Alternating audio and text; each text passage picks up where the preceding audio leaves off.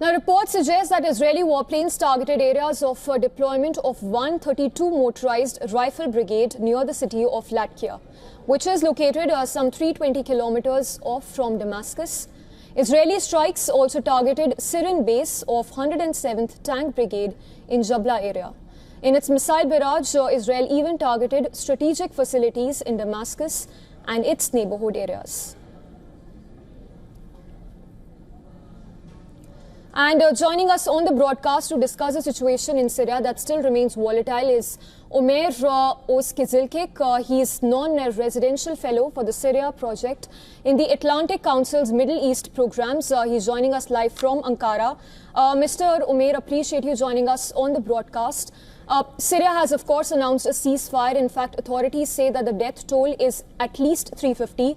However, the situation on the ground still looks more deadly, as has been mentioned by the Syrian authorities, who claim that the death toll, as I mentioned, is 350. First up, your assessment of the situation on the ground.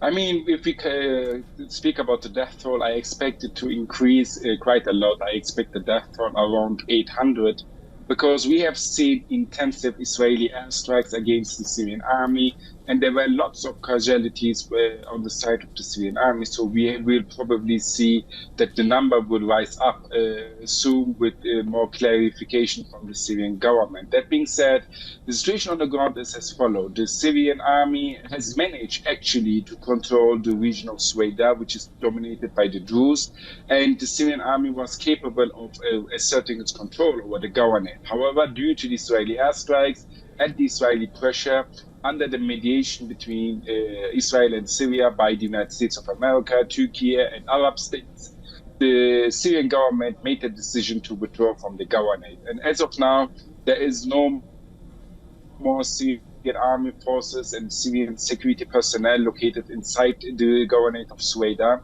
And we see that Druze militias are retaking control over the governorate. And we see actually that the pro-Israeli militias of Ahmad Al-Sharaa and the Sueda Military Council are asserting the control over the governorate. So it appears that the end result of all of this is a clear victory by Israel, who managed to enforce its own demands on Syria. Yes, so needless to say that this is, from what it appears, a setback for the Syrian authorities. Israel, as you mentioned, says that it carried out the attacks to protect the Druze minority community. Now, this community, as we understand, is small but is influential in both the countries, Israel and Syria. How substantial do you think the support is that Netanyahu is seeking to get that political benefit when it comes to these attacks, the airstrikes carried out by Israel?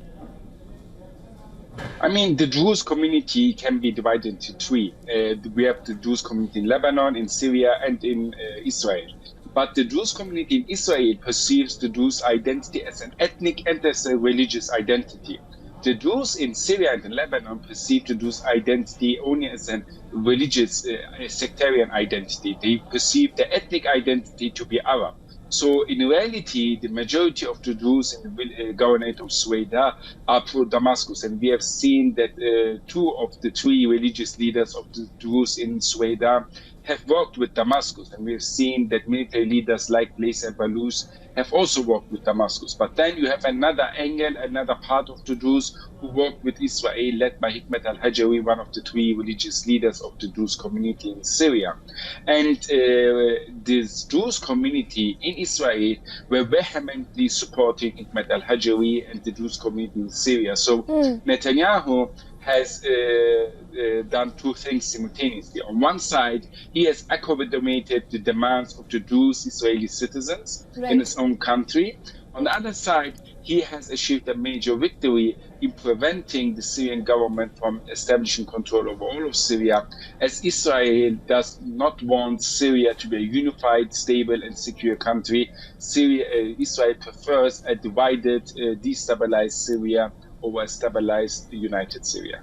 Yes, Mr. Omer, point taken, and important that you mentioned this is a victory for the Israeli forces and a setback for the Syrian authorities. But the question is whether the ceasefire will hold or not. Appreciate you joining us on the broadcast.